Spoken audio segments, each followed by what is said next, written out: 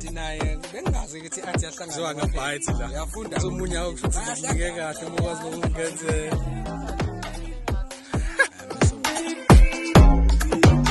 Khona madoda afana nami agabwe imali zonke abafazi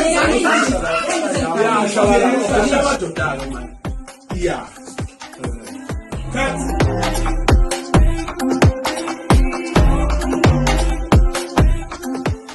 Asha.